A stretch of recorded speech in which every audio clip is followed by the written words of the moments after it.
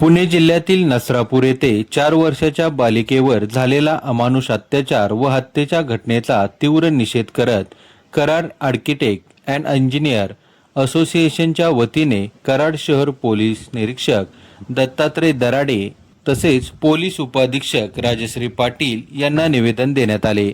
या घटनेमुळे संपूर्ण परिसरासह राज्यभरात भीती, संताप आणि दुःखाची लाट उसळली असून समाज हादरून गेला आहे। अशा निर्गुण कृत्याविरोधात कठोर भूमिका घेत आरोपीस केवळ शिक्षा नव्हे तर कायद्याच्या चौकटीत राहून कठोरात कठोर शिक्षा देण्यात यावी अशी मागणी निवेदनातून करण्यात आली। तसेच या भीषण अत्याचार व हत्येच्या खटल्याची जलद, पारदर्शक आणि न्याय सुनावणी व्हावी यासाठी सदर प्रकरण फास्ट ट्रॅक कोर्टात चालवण्यात यावे व तातडीने सुनावणी प्रक्रिया सुरू करावी अशी मागणीही यावेळी करण्यात आली। पीडित बालिकेच्या कुटुंबियांना शासनाच्या विविध योजनांद्वारे मानसिक समुपदेशन, आर्थिक मदत व आवश्यक सहाय्य उपलब्ध करून द्यावे अशी विनंतीही असोसिएशनच्या वतीने करण्यात आली।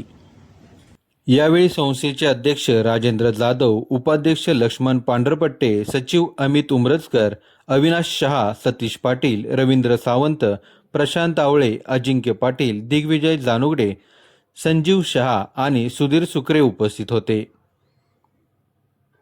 आज कराड आर्किटेक्ट आणि इंजिनियर्स असोसिएशन तर्फे नसरापूर येथे बालिकेवर घडलेल्या अत्याचाराच्या निषेधार्थ कराड पोलीस निरीक्षक कराड तसेच कराड उपविभागीय अधिकारी कराड यांना निषेधार्थ परत निवेदन देण्यात आले।